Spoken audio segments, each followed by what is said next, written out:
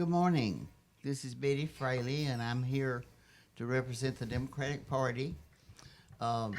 Representative John Ray Clements is going to call in, and I'm going to interview him about things that are going on in the legislature this morning. First of all, though, I'd like to make an announcement while I'm waiting for his call. He is caucus chair of the Democratic Party in the state of Tennessee.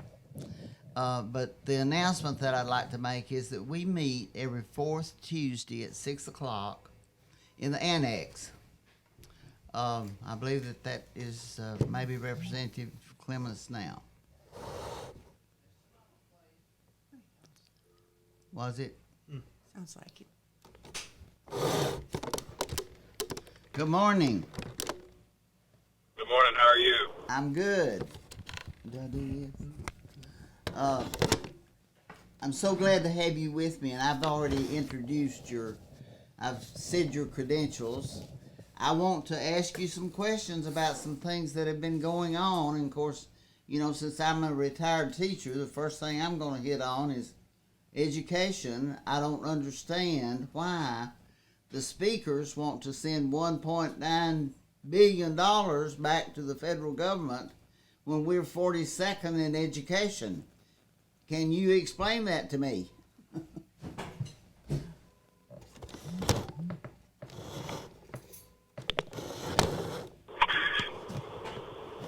Did you hear my question?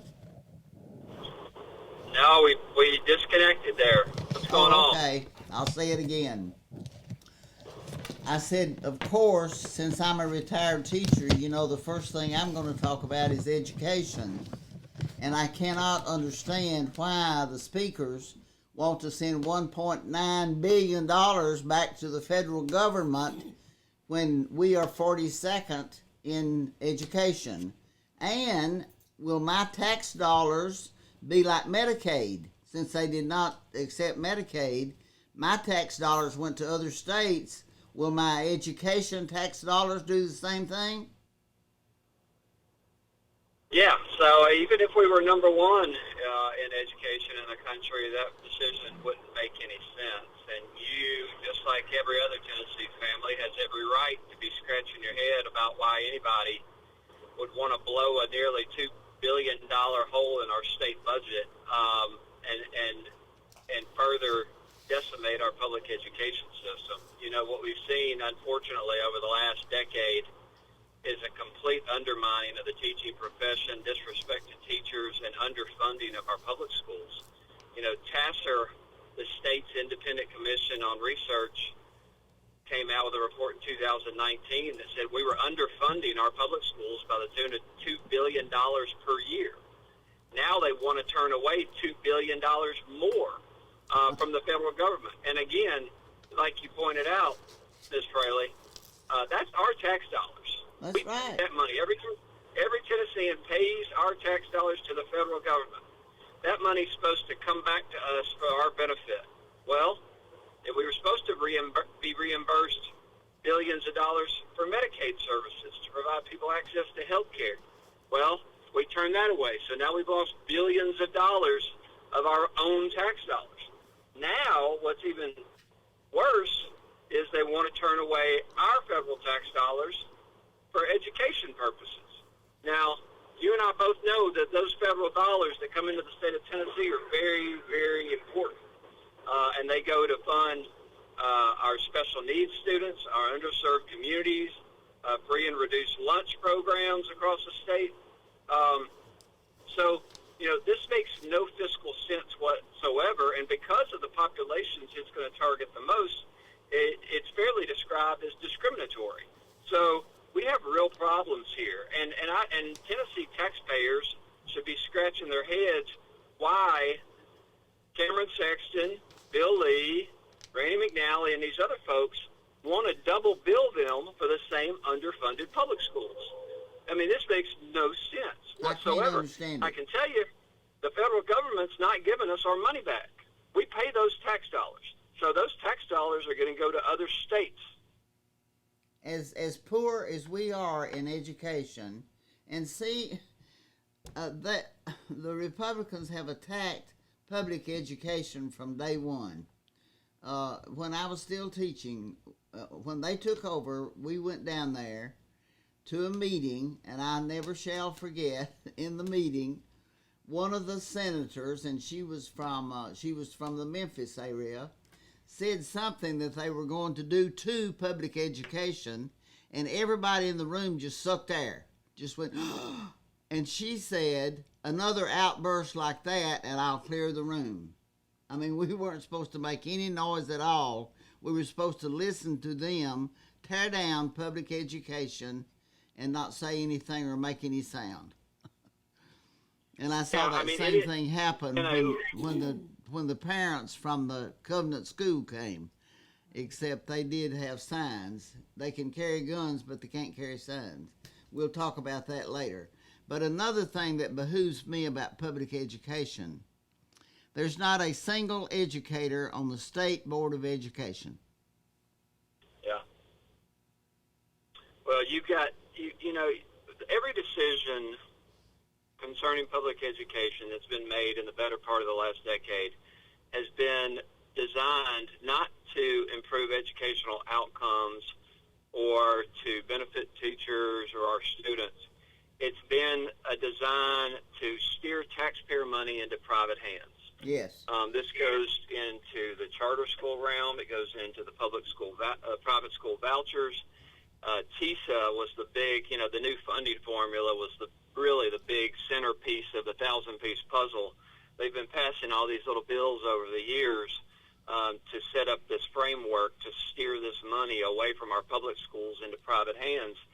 And TISA, that new funding model, is the final piece of the puzzle, and that facilitates and makes easier the flow of those dollars. They say we're going to put a value on every child and the money will follow the child.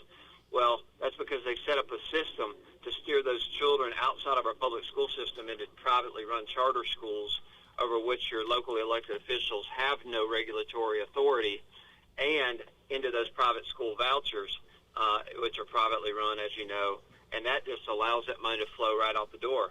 So if they come down there to your county, you know, Hillsdale College or somebody else that your county may not want opening up a charter school in your county, well, they're not going to have any choice, because the locally elected officials, your school board, may say no, but then they're going to come up here because of a law these guys passed a couple of years ago.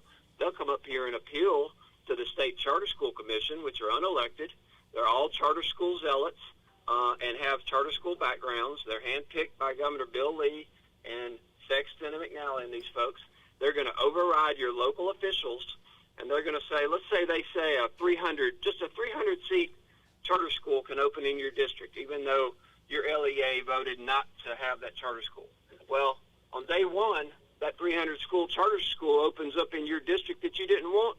That's $3 million right out the door, and that's only if those kids are only values placed on those children under TISA at about $10,000 per child. It's likely going to be more. So let's just say baseline, that 300-seat charter school that y'all didn't want is going to open, and it's going to take $3 million right out of your public school system and put it in private hands. And you're not going to have a word to say about it. That's what I don't understand. Why not spend that money on the public school system and make it better for everybody, instead of starting brand new charter schools, and instead of giving vouchers to students who are supposed to be bettering themselves? Why not spend all that money on public education and make it better for everybody? Absolutely. You know, the foundation of any democracy, especially ours, is a free and fair public education system that gives everybody the equal opportunity to achieve the American dream and achieve economic prosperity. Now, you know, folks can do with it what they want, but public education is the bedrock of our democracy. And when you start undermining the public education system, and you start disrespecting teachers and turning teachers away from wanting to educate students, you are fundamentally attacking our democracy and the future economic prosperity of the state of Tennessee. And as you've seen, they've done other things other than just pass these bills to facilitate the flow of money out of our public school system into private hands, you've noticed at the same time they've been strategically passing these bills to try to reduce confidence in our public school system. Oh, yes. Tried to say that, librarians are trying to push these books on children. They've been pushing these book bans. They've been talking about this false, CRT narrative. That's a law school class that's never seen its way into an elementary school. All these things, whether you agree with them or not, or you have to accept the fact that they were purposefully designed and strategically talked about to reduce parents' confidence in their local public schools, to make them use these private school vouchers or want to go to these privately run charter schools. And none of it is for the benefit of public education. It's all designed to steer this money into private hands and these donors. And if people don't see that, I don't know how to wake them up. I don't either. If we don't protect our public education system, number one, then we are failing ourselves and future generations, because the future prosperity of any town or community across the state, as well as the entire state of Tennessee, is contingent upon a strong public education system. And see, I think that the science teachers and the history teachers have been hit harder than anybody, because the legislature limits them as to so little that they can teach. Okay, they don't have textbooks anymore. They have computers. And I've got a friend right now that's going to be off for 6 weeks for major surgery. She said, how in the world am I going to get a substitute to cover the material that I need them to cover without a textbook? Right. Yeah, schools are lagging behind textbooks. Fortunately, Democratic Governor Frank Clement back in 1956 passed a law that said every child gets free textbooks in public schools across the state of Tennessee. And since that time, that has benefited many students, including myself, who was educated in a public school system in Wilson County. But now, over the last decade plus, we have underfunded our public school system so much that they can't even get new textbooks to provide the children. And it is, when you don't have a textbook, you don't have a resource for learning. Teachers cannot do their job. We've got a situation up here where the average tenure of a teacher staying in the teaching profession is about 3 years. I understand that. It doesn't take a rocket scientist to figure out why teachers are doing all that training, getting all that education to be teachers, and lasting 3 years. It's because we are fundamentally disrespecting them. We're tying their hands behind their back. We're expecting them to deal with every single problem that is brought into that classroom. We're expecting them to be a parent, a nurse, a counselor, everything else, when they just need to be able to do their job. We need to put counselors in schools. We need to have nurses in schools. We need to have resources for these children. And we have to underfund the public school system. As good as well as I do, Ms. Fraley, everything that happens to that child in that community gets brought into that classroom. Absolutely. We have got to do a better job of investing in our small towns, our communities, and then at the very least, let's fully fund our public education system and give teachers the resources they need to do their job, and stop making them teach to a test rather than testing what they're teaching these children. Is there anything that we can do to get some educators on the State Board of Education? Yeah, with Bill Lee having a teacher as a wife, I thought things would be different. Yeah, you know who makes these appointments. So it's the pressure on those individuals who don't feel any sense of accountability to anybody. When you have all the power in the world and you can do business without anybody else being in the room, you tend to take it for granted, and you get a little drunk on power, and you just feel like you're not held accountable to anybody. But right now, these folks aren't being held accountable. And people who truly care about public education need to start holding them accountable. I don't care what your party affiliation is. I don't care where you are on the political spectrum. At the very least, if you care about children, you care about public education, you need to start holding these folks accountable to make sure they're appointing the right people to these boards of education, and make sure they're investing in our public schools. I can't emphasize enough, and people may think I'm being hyperbolic, but all you need to do is look at the bills that have been passed and how they're playing out. in their LEA to see what is happening to our public schools.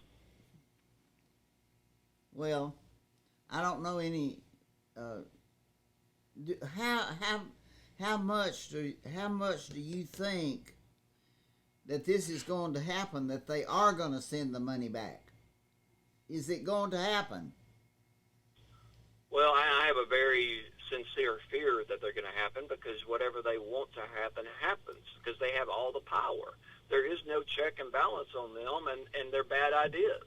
And it's really unfortunate. I mean, I hope that teachers and parents and all the people across Tennessee who care about our public education system will reach out and communicate with their legislators and put some pressure on them to say this is a bad idea.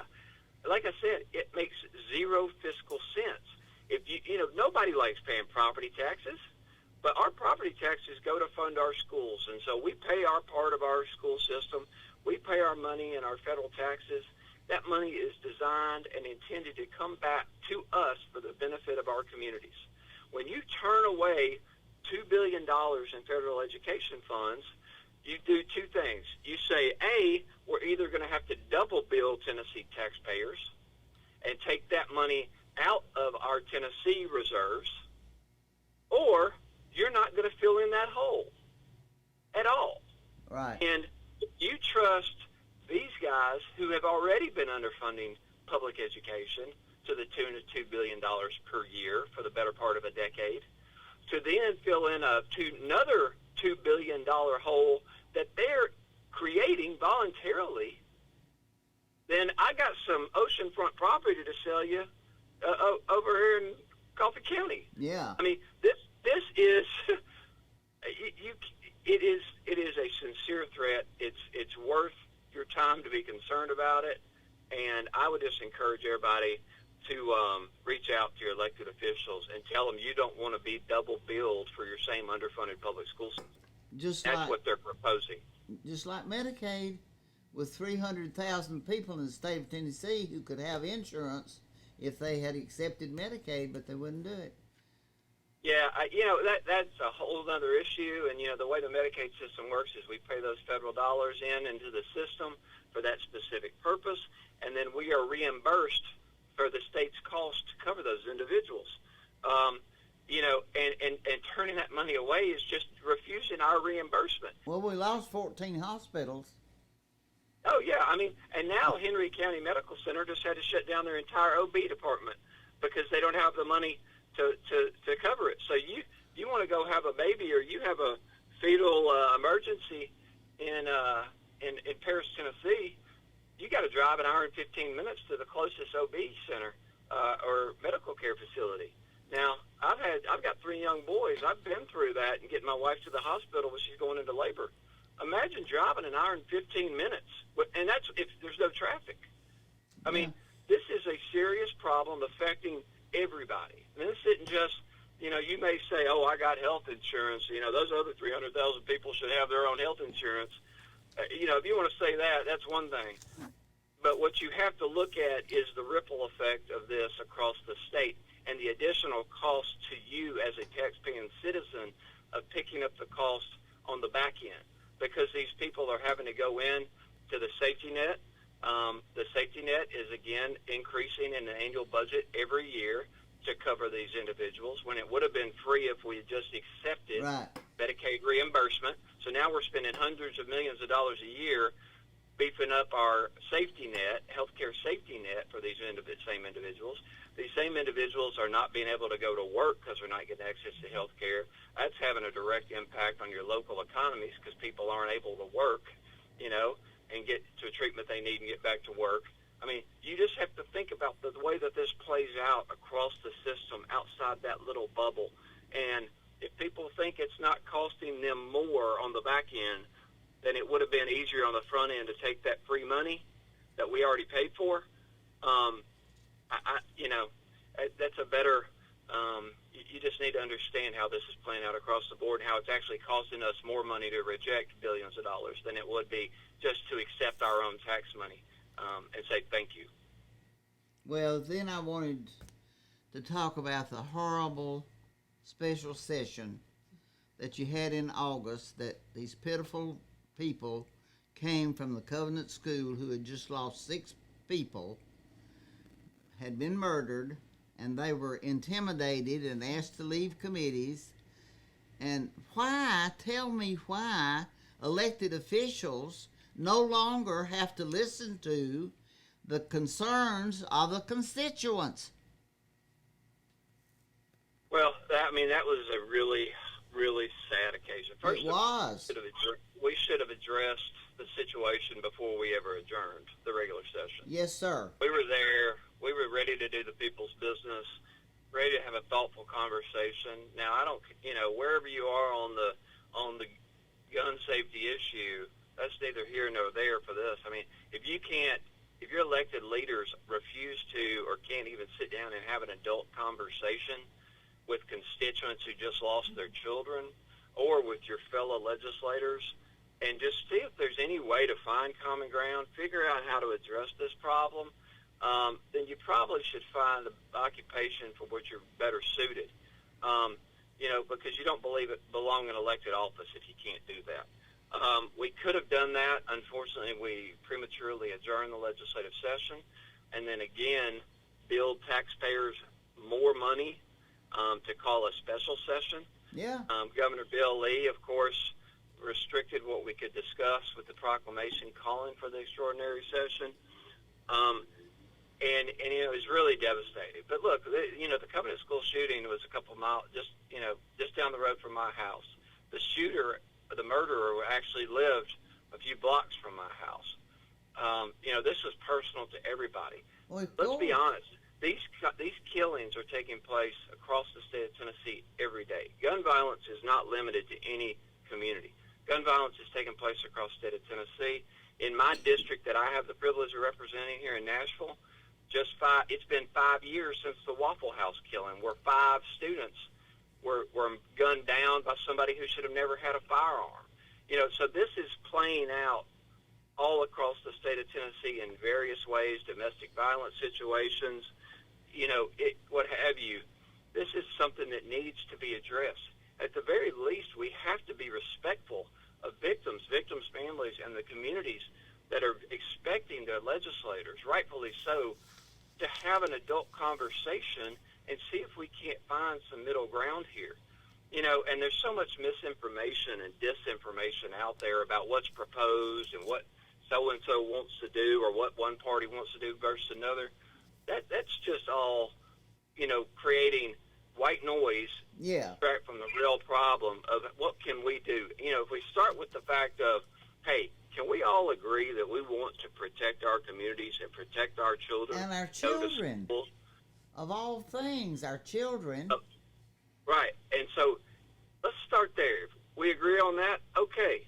What can we do to help better protect our children and our communities and our schools?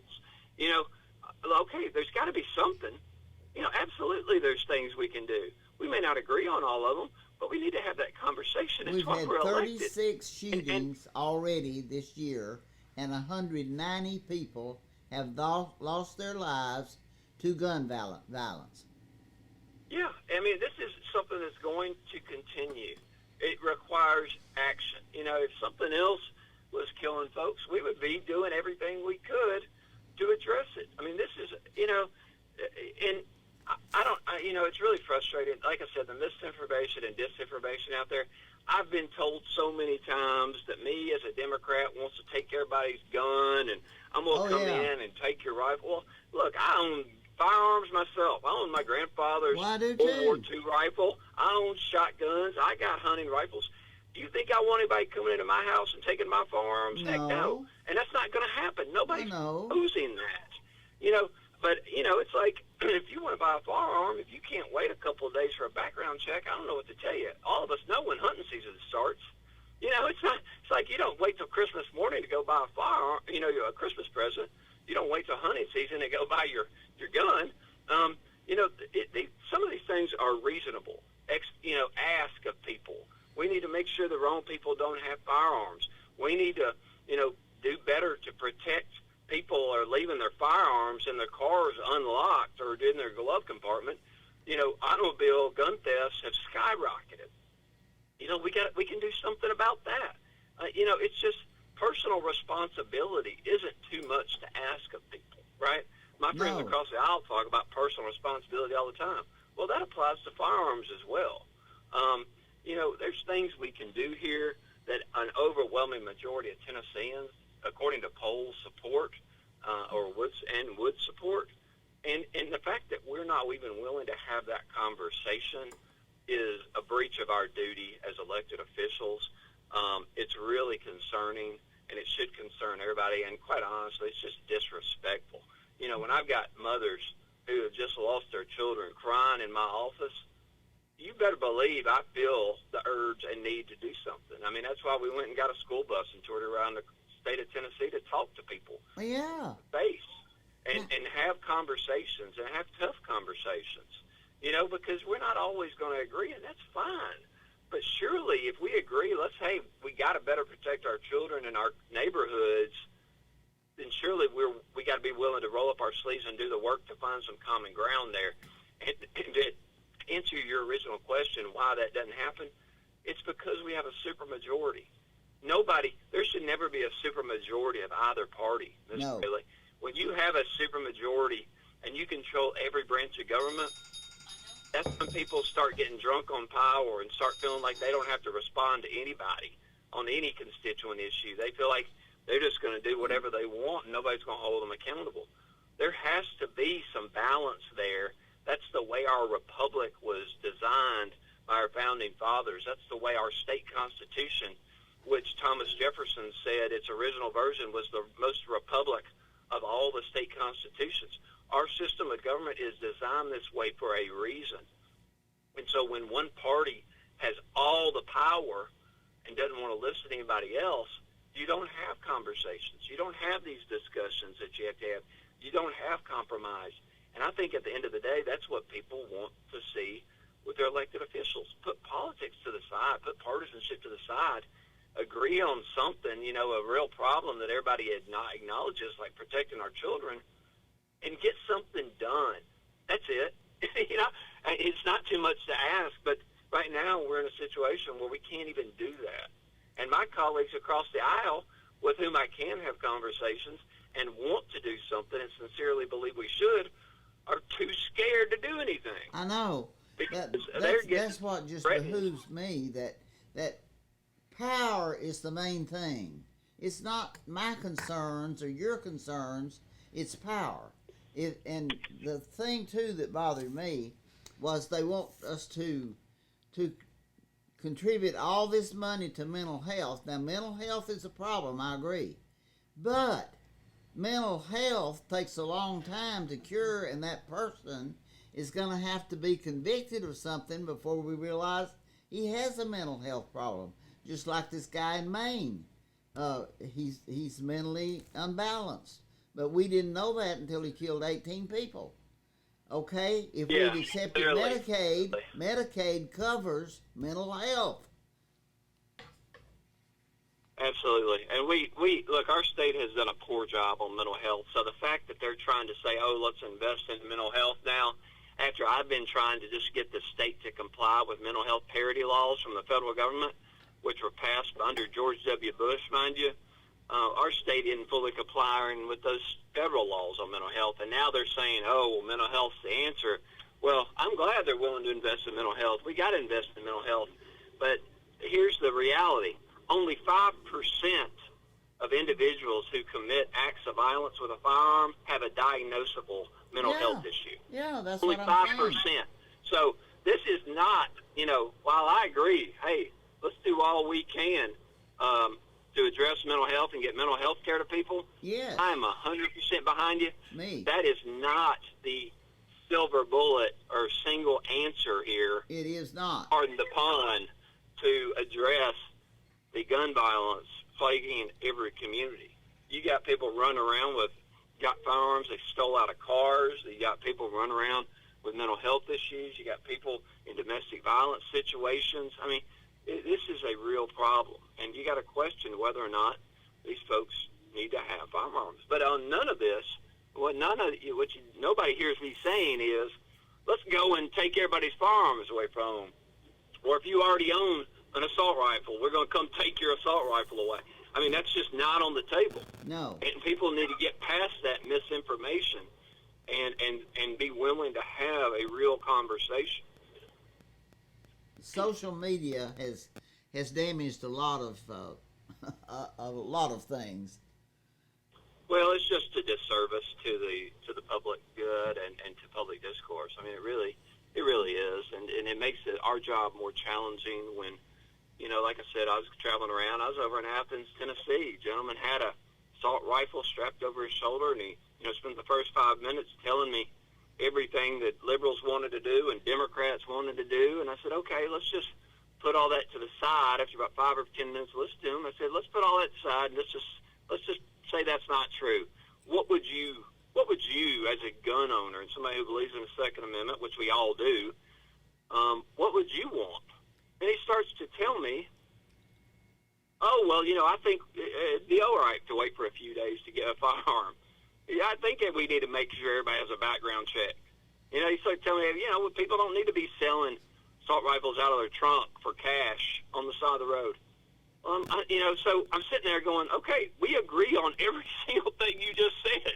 Yeah. But it took that face-to-face conversation to break down that wall of misinformation to the point where I sit there and told him, we agree on 100% of what you're saying, or almost 100%. And so, unfortunately, me and you and others, we can't have a conversation with all 6.9 million Tennesseans in person.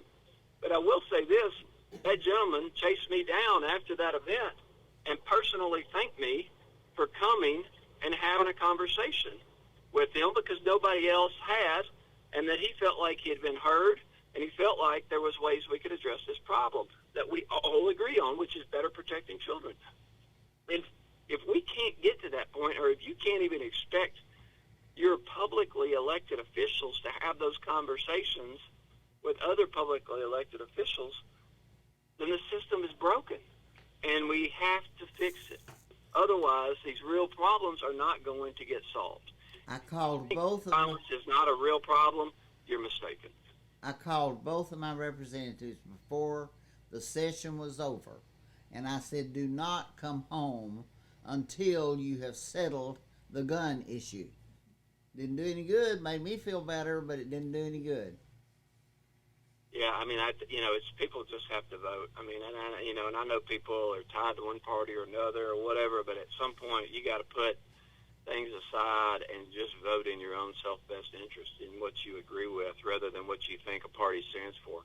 Because, I mean, at the end of the day, you need somebody who's going to represent you and protect your family, fund your public schools, make sure you got access to health care and these vital things. Otherwise, our state, we enjoy a lot of prosperity in a lot of the Tennessee. But if you think it's guaranteed and you think it's going to last forever, you're mistaken. Well, now if you want to say anything about what's going on in Washington, well, we certainly will listen. I got my own problems in Nashville, Tennessee. Washington, D.C. is a disaster. What I will say is it's unfortunate that a lot of my colleagues just mimic what they see in Washington, D.C., and they think that that's the key to success, which it clearly isn't. But what they don't see, and I was fortunate enough to have the privilege to work in the U.S. Congress right out of college and worked for Congressman Bob Clement for a few years and worked up there with Senator Dale Bumpers while I was in college a little bit. What I saw were the personal relationships that you don't see on TV, the friendships across the aisle, the willingness, to kind of, you get up there and you do your stump speeches and you do your press conferences, but at the end of the day, you all get together and work together and go out to dinner together. Well, my colleagues, unfortunately, don't see that, and they don't acknowledge that that's a reality, and they only mimic what they see, which is all the disagreement, the bomb throwing, all that kind of, that type of stuff. And until we get back to a point where we can agree to disagree and be willing to have, conversations and talk about our families and better understand each other, I'm afraid our state government's going to continue to suffer, and we're going to continue to fail to address the real needs of Tennessee families, because that's what we're focusing on. My colleagues and I say it to them every day. We're not here to do our business. We're here to do the people's business. We're not here to represent our interests. We're here to represent the people we represent's interests, and those are Tennessee families. And if anybody up there is not there to represent Tennessee families, and that's not the focus of their policy agenda, then they need to find a better job for which they're better suited. We are, doing everything we can to improve the quality of life of Tennessee families, regardless of where you are on the political spectrum. It doesn't matter. You deserve to have a funded public education system. You deserve to have access to health care. You deserve to have a safe community in a neighborhood where you feel comfortable raising your family. And that's what we're working on. That's what we're trying to do. So I appreciate your ear this morning and giving me this opportunity to share some thoughts with you. Well, I just felt like that we needed to hear the other side. All we ever hear is the other side. So I wanted to give you this opportunity. And, one thing I want to share with you, Van Hillary was even on the local radio station one day, and I thought, well, here we go again. Van Hillary was very critical of the gerrymandering that has gone on in the state of Tennessee. And he said, this is just so unfair, and there's no way that anybody can get elected but a Republican. And that's just not fair. We need a two-party system. Yeah, it's unfair. It seems fair to one side, and it doesn't seem fair to the other, and it goes back and forth over history. But they changed my district 98%. My district was predominantly Democrat. Either way you drew it, they just drew it 98% just to mess with me. So, I understand, and I've experienced it. They split Nashville up 3 ways in Congress. So they really silenced a lot of voices up here, and especially among the minority community, and it's really a shame.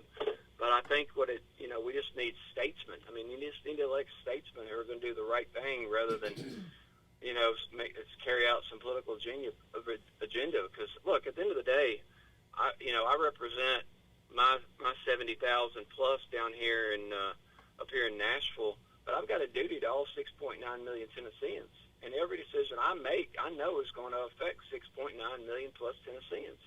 And that's what I carry in my heart and in my mind when I go in the General Assembly.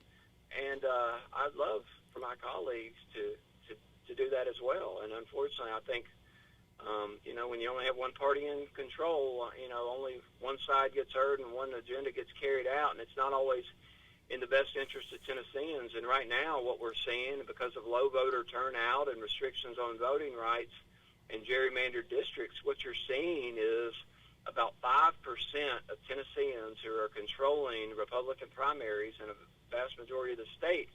That 5% of Tennesseans is controlling 100% of the policy for all Tennesseans. And so we've got to do better voting. We got to do better holding our officials accountable. We got to put partisanship to the side and just do what's right by Tennessee families. I mean, that's why I ran for office. That's the way I was raised. But on my farm over in Wilson County. Well, that's certainly the way my husband. I'm going to keep fighting for that. That's certainly the way my husband felt. He didn't feel like that he was at liberty to vote his convictions. He had to vote the way his constituents wanted him to vote. I have 2 other ladies on with me. I haven't let them say anything. Maybe I need to ask them if they have a question for you. I have Nancy Silvertooth and Sandy Rice, who are Democrats with me. So I'll see if they have anything they'd like to ask you. Well, I'll just you say. You sure gathered a wild bunch down there this morning. Yeah, we are a pretty wild bunch here. Representative John Ray Clemens, I just want to say thank you for standing up for all of us and doing what's right, and we just appreciate it. And I have Sandy Rice there. I'll hand it over to her. Oh, okay. Oh, you got your microphone. I got one of them. Okay. Oh, yeah. No, I appreciate all your comments. I'm the vice chair of the Franklin County Democratic Party, and we're really Franklin County. Franklin. What did I say? Grundy. I think I was thinking of Grundy because I worked at a clinic over there and really have fought for many years to expand Medicaid in Tennessee. Do you think there's any chance at all that someone might be brave enough to bring that up again in the next session? Well, we'll bring it up. We bring it up every session. The question is whether or not people are going to have the courage across the aisle to actually support it. Why? Again, it's just completely irresponsible to turn away those billions of dollars. I don't understand it. It's our money. Our taxpayers paid that money, and we're just stiffing our taxpayers and actually costing Tennesseans more money because our failure to say thank you and take our money. Yeah. It makes no sense whatsoever, and I appreciate all the work that you and others have done to advocate for this issue because it's a humanitarian issue and it's a fiscal issue, and it breaks my heart. I've been working on it since the day I got elected in 2014, and here we are today. You know, billions and billions and billions of dollars less, and a continually unhealthy Tennessee population. Well, I think the common thread between both of these issues is strings attached.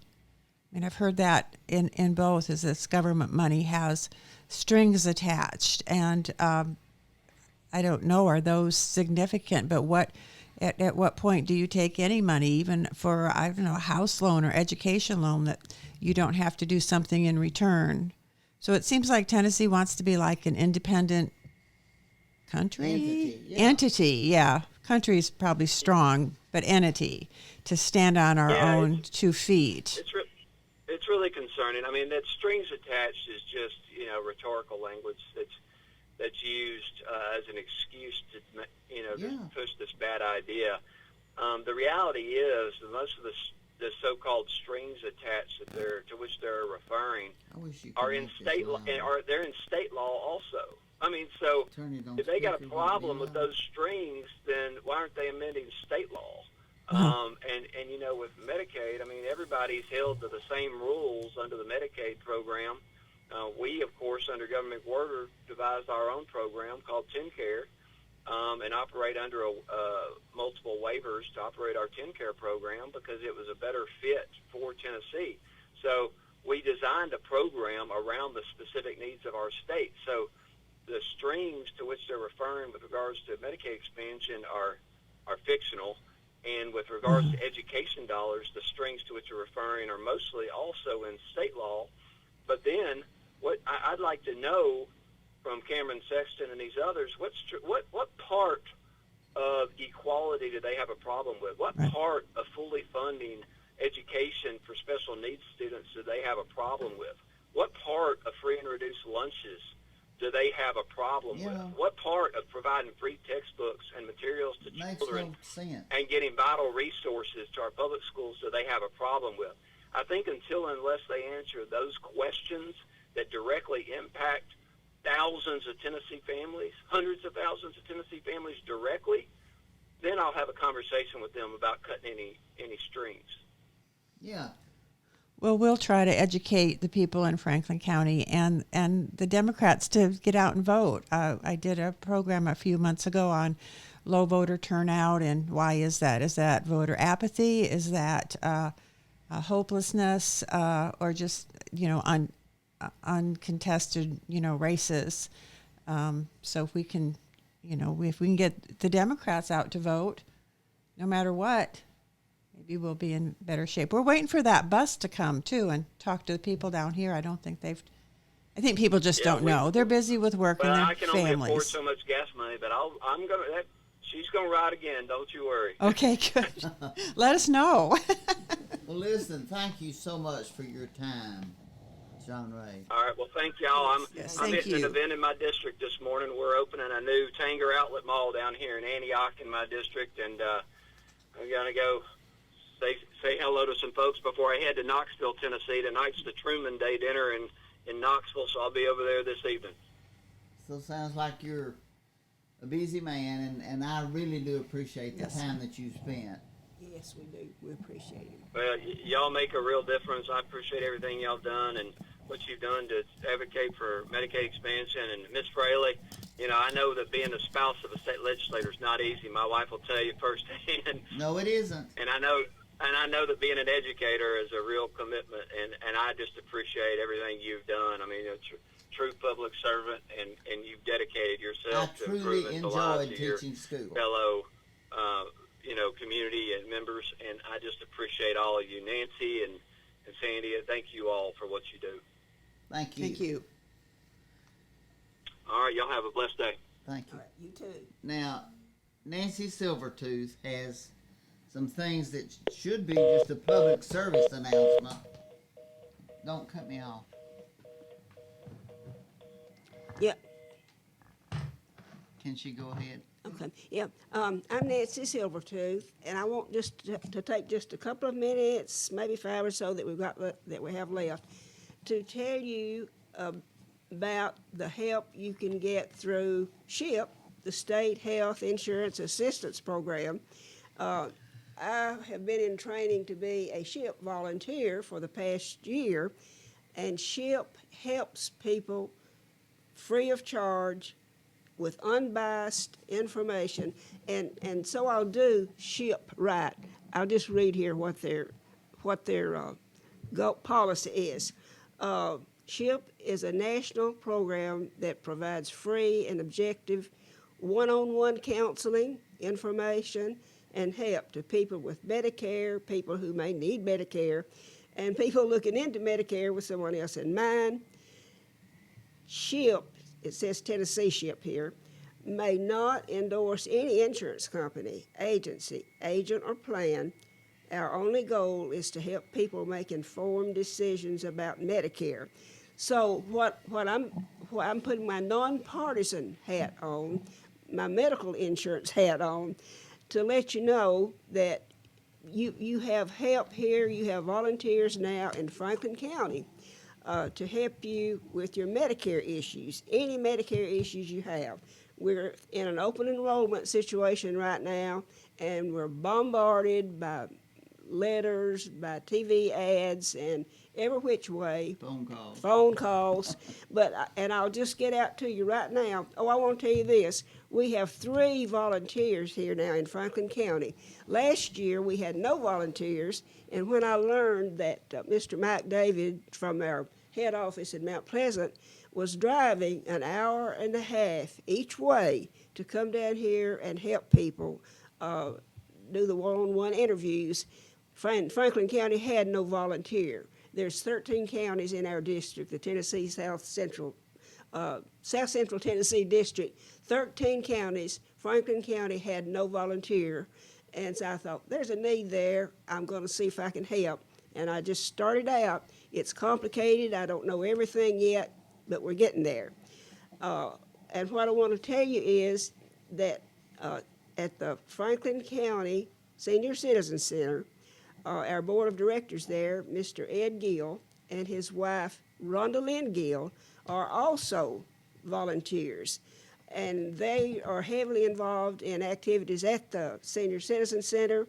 They have forms there that you can pick up at the Senior Citizen Center. If you need any help at all with your Medicare re-enrollment or anything, you can call me, 931-308-7150. I'll get you the form to fill out to get an appointment. The Franklin County Senior Citizen Center is 931-967-9853. And Rhonda Lynn Gill there or Ed are very helpful. And if you just go by to pick up a form, they'll give you a form. And we actually sit down with you. We get on the phone with you. We sit down with you if you need help, person to person, and help you get through this re-enrollment, it's not re-enrollment, annual enrollment period. And 2 basic things I want to say before I need to get off is you've got 2 decisions that people may have to wrestle with, and that is original, traditional Medicare or Medicare Advantage. The advertising that you see, your mail, your all the TV, and all this advertising is not from Medicare. Medicare does not have people call you. If someone calls you and says, I'm from Medicare, hang up on them. Medicare, original Medicare, does not advertise. The advertising that you hear and see is by insurance companies, the Medicare Advantage plan insurance companies, and the Plan D drug companies. They're all insurance companies. The difference is quickly between original Medicare and Medicare Advantage is. And it's our duty, and I do. We tell everything we know about all of them. Lots of people have Medicare Advantage, the insurance companies. With original Medicare, you have your original Medicare card, and they supplement. A lot of people in rural counties, Franklin County, have the supplement with Farm Bureau. But there's AARP, Blue Cross Blue Shield plans.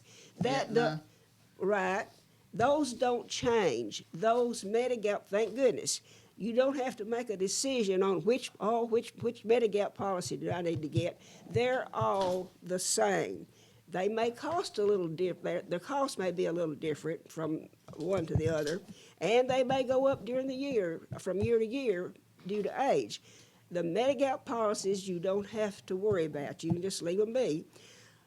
The Plan D drug plan that goes along with, you have your original Medicare, you've got your Medigap policy, Medicare 80%, Medigap 20%, then you got your drug plan. That's through an insurance company.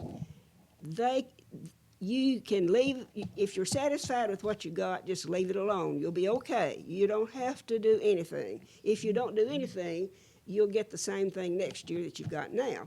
But a big thing that people want help with is their drug plans. And we sit down with them, we put all the information in, including a list of your prescriptions that you write out for us. We put all that in the computer and your information, and then the computer will pull up the different plans and the prices that those drugs are estimated to cost you, the premium and the drug cost, in any drugstore, in any pharmacy that we put in there. That's very helpful. And we just show you, now here it is, here are your choices. Okay, that's original Medicare, your supplement, and your drug plan. Lots of people have Medicare Advantage plans. Those are plans that Congress years ago established a law that insurance companies can make a contract with Medicare and take a big lump sum of money, and they're supposed to provide, these insurance companies, through the Medicare Advantage plan, they are supposed to provide, right, Sandy? That's right. Everything. Sandy's a Nurse. she's a nurse practitioner, yeah. So she may know more about this than I do, really. But the Medicare Advantage plans are insurance companies who, when you sign up with them, they agree to, they're basically supposed to provide everything that original Medicare would provide. And then they add things to it that, of course, help them sell it. Help them sell their plans. And Dentures and right, dentures, glasses. vision, dentures, and hearing, some things that original Medicare does not provide.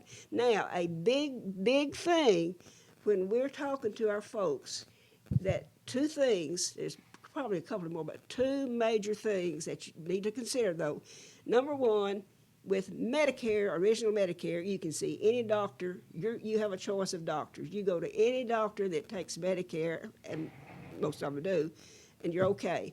Medicare Advantage plans, these insurance companies, will have their own set of in-network providers, and you have to be very careful when we caution people. Okay, you want this Medicare Advantage plan, that's good. Make sure that your provider or providers will accept that plan.